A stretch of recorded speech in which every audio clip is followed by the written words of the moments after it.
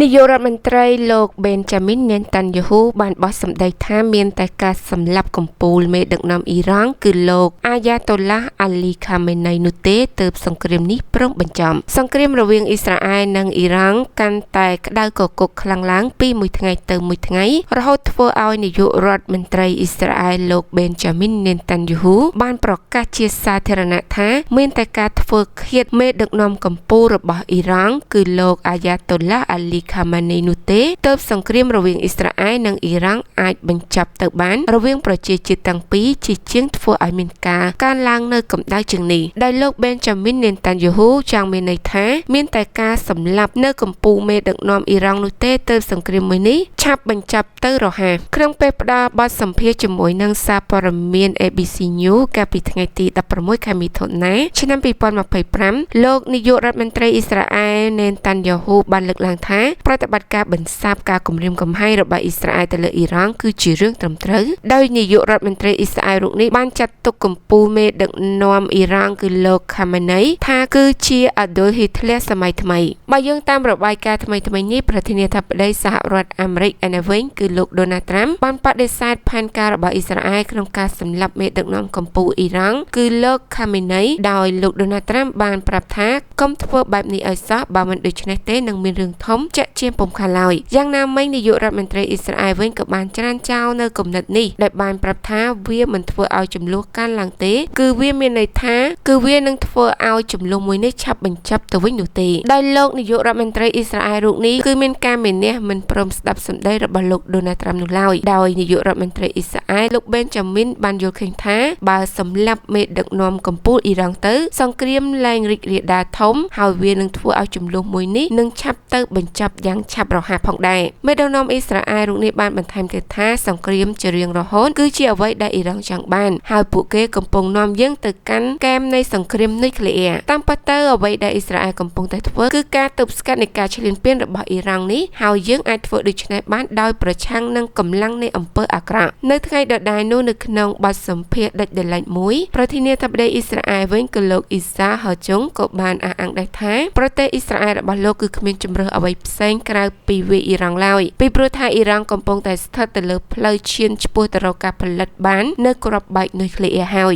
ប្រធានាធិបតីអ៊ីស្រាអែលរូបនេះបាននិយាយទៀតថាយើងត្រូវតែកម្ចាត់កម្មវិធីនុយក្លេអ៊ែររបស់អ៊ីរ៉ង់ព្រោះយើងមើលឃើញថាដំណើរការចរចាជាមួយនឹងអ៊ីរ៉ង់គឺវាគ្មានប្រយោជន៍នោះទេដោយអ៊ីរ៉ង់តែងតែនិយាយកុហកទាំងជាមួយនឹងយើងនិងជាមួយសហរដ្ឋអាមេរិកនិងសម្ព័ន្ធមិត្តផ្សេងៗទៀតរបស់យើងដោយឃើញសភាពការកាន់តែក្តៅគគុកចំនួនរវាងអ៊ីស្រាអែលនិងអ៊ីរ៉ង់បានធ្វើឲ្យមេដឹកនាំបណ្ដាប្រទេសផ្សេងៗទៀតបានប្រកាសដល់ប្រជាពលរដ្ឋដែលរស់នៅក្នុងប្រទេសអ៊ីស្រាអែលឲ្យពួកគេទាំងអស់នោះប្រញាប់ឆាប់ចាកចេញពីប្រទេសអ៊ីស្រាអែលជាបន្ទាន់ពីព្រោះពួកគេគិតថាសង្គ្រាមអាចកាន់តែមានការផ្ទុះរីករាលដាលធំជាងនេះទៅទៀតដោយក្នុងនោះក៏មានប្រធានាធិបតីសហរដ្ឋអាមេរិកលោកដូណាល់ត្រាំក៏បានប្រមានឲ្យប្រជាពលរដ្ឋរបស់ខ្លួនគ្រប់គ្នាត្រូវតែប្រញាប់ចាកចេញពីទីក្រុងតេហីរ៉ង់នៃប្រទេសអ៊ីរ៉ង់ជាបន្ទាន់ដែលធ្វើឲ្យគេព្រួយបារម្ភថាអាចនឹងកើតមានរឿងធំកើតឡើងក៏ថាបានតាមរយៈសារបង្ហោះនៅលើបណ្ដាញសង្គម Truth Social កាលពីថ្ងៃច័ន្ទទី16 ខែមិថុនាឆ្នាំ2025លោកដូណាល់ត្រាំបានសរសេរថាអ៊ីរ៉ង់គួរតែចុះហត្ថលេខាទៅលើកិច្ចព្រមព្រៀងដែលខ្ញុំបានប្រាប់ពួកគេដោយក្នុងនោះលោកបាននិយាយទៀតថាពិតជាគួរឲ្យខ្មាស់អៀននិងខ្ជះខ្ជាយអាយុជីវិតមនុស្សណាស់និយាយឲ្យសាមញ្ញគឺអ៊ីរ៉ង់មិនអាចមានអាវុធនុយក្លេអ៊ែរបាននោះទេខ្ញុំនិយាយម្ដងហើយម្ដងទៀតគ្រប់គ្នាត្រូវតែប្រញាប់ជម្លៀសខ្លួនចេញពីទីក្រុងតេអ៊ីរ៉ង់ជាបន្ទាន់ទោះបីជាយ៉ាងណាក៏ដោយលោកមិនបានប្រាប់ឡើយថាតើនឹងមានរឿងអ្វីនៅពីក្រោយការប្រមានឲ្យចាក់ចេញពីប្រទេសអ៊ីរ៉ង់នោះទេ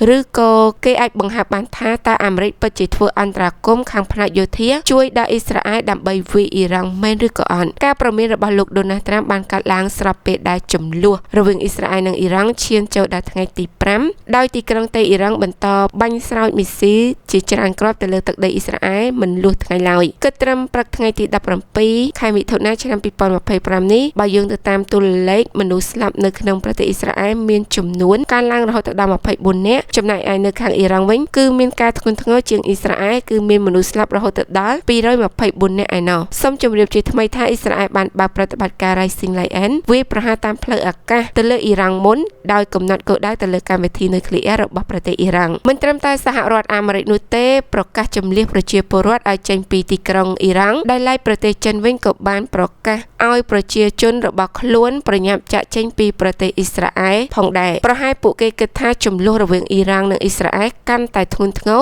និងក្តៅជាងនេះវាអាចបង្កគ្រោះថ្នាក់និងមហន្តរាយដល់មនុស្សជាច្រើនអ្នកគឺថាបានដែរបើយើងទៅតាមក្រសួងការបរទេសរបស់ចិនបានចេញសេចក្តីណែនាំជាបន្ទាន់មួយដែលបានអំពាវនាវដល់ប្រជាពលរដ្ឋរបស់ខ្លួនដែលបានរស់នៅក្នុងប្រទេសអ៊ីស្រាអែលឲ្យប្រញាប់ជំលៀសខ្លួនចេញជាបន្ទាន់កាន់តែឆាប់កាន់តែល្អដោយក្រសួងការបរទេសរបស់ចិនដែលលើកឡើងពីស្ថានភាពសន្តិសុខដែលកាន់តែយ៉ាប់យ៉ឺនចាំពេលមានអរិយភាពដែលកំពុងតែឆេះឆួលក្តៅខ្លាំងរវាងអ៊ីស្រាអែលនិងអ៊ីរ៉ង់នៅក្នុងសេចក្តីថ្លែងការណ៍មួយដែលបានចេញផ្សាយនៅព្រឹកថ្ងៃទី17ខែមិថុនាឆ្នាំ2025នេះស្ថានទូតចិននៅទីក្រុងតេអាវីលបានរៀបរាប់ថាបេសកកម្មចិននៅអ៊ីស្រាអែលសូមប្រកាសឲ្យជនជាតិចិនគ្រប់រូបចាក់ចេញពីប្រទេសអ៊ីស្រាអែលឲ្យបានឆាប់តាមដែលអាចធ្វើទៅបានតាមរយៈច្រកព្រំដែនគោកដើម្បីបង្ការទុកជាមុនថាពួកគេអាចធានាសុវត្ថិភាពផ្ទាល់ខ្លួនរបស់ពួកគេបន្ថែមពីនោះក្រសួងក៏បានបញ្ជាក់ទៀតថាជាការផ្ដល់អនុសាសន៍សូមចាក់ចេញនៅក្នុងទិសដៅនៃប្រទេសសកដានីចំណែកឯស្ថានទូតទីក្រុងប៉េកាំងវិញក៏បានប្រកាសដែរថាចំនួនរវាងអ៊ីស្រាអែលនិងអ៊ីរ៉ង់កំពុង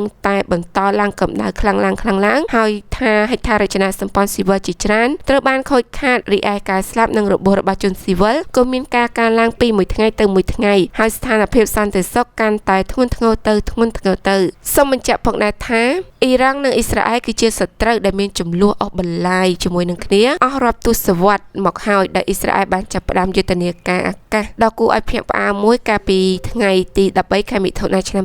2025បានវាយប្រហារទៅលើប្រទេសអ៊ីរ៉ង់មុនដោយអ៊ីស្រាអែលមានគោលបំណងចង់ប្រឆាំងទៅនឹងគោលដៅនៅទូទាំងប្រទេសអ៊ីរ៉ង់ដោយអ៊ីស្រាអែលនិយាយថាពួកគេមានបំណងបញ្ជាសត្រូវរបស់ខ្លួនពីការទទួលបាននៅអាវុធប្រឡាយលោកប៉ុន្តែខាងអ៊ីរ៉ង់វិញតែងតែបដិសេធនៅពាក្យចចាមអារ៉ាមទាំងអស់នេះការផ្ទុះឡើងភ្លាមនៅក្នុងអរិយភាពបានបង្កឲ្យមានការភ័យខ្លាចនៃចំនួនកាន់តែមានការរីកធំឡើងដោយគ្រឿងនោះប្រធានាធិបតីសហរដ្ឋអាមេរិកលោកដូណាល់ត្រាំក៏បានជំរុញឲ្យប្រជាពលរដ្ឋរបស់ខ្លួនឲ្យប្រញាប់ចាក់ចេញពីប្រទេសអ៊ីរ៉ង់ផងដែរដោយលោកដូណាល់ត្រាំបាននិយាយថាជំរុញឲ្យអ៊ីរ៉ង់ត្រឡប់ទៅកាន់តុចរចាវិញបន្ទាប់ពីប្រទេសអ៊ីស្រាអែលបាកាវីប្រហារមិនបន្ធូរដៃទៅលើប្រទេសអ៊ីរ៉ង់កាលពីថ្ងៃទី13ខែមិថុនាឆ្នាំ2025ប៉ុន្តែគេគិតថាបន្ទាប់ពីមានការវាយប្រហាររបស់អ៊ីស្រាអែលទៅលើអ៊ីរ៉ង់ហើយអ៊ីរ៉ង់ប្រហែលជាមិនអាចមានការចូលតុចរចាជាមួយនឹងលោកដូណាល់ត្រាំនិយាយអំពីកម្មវិធីផលិតនុយក្លេអ៊ែរនោះទេ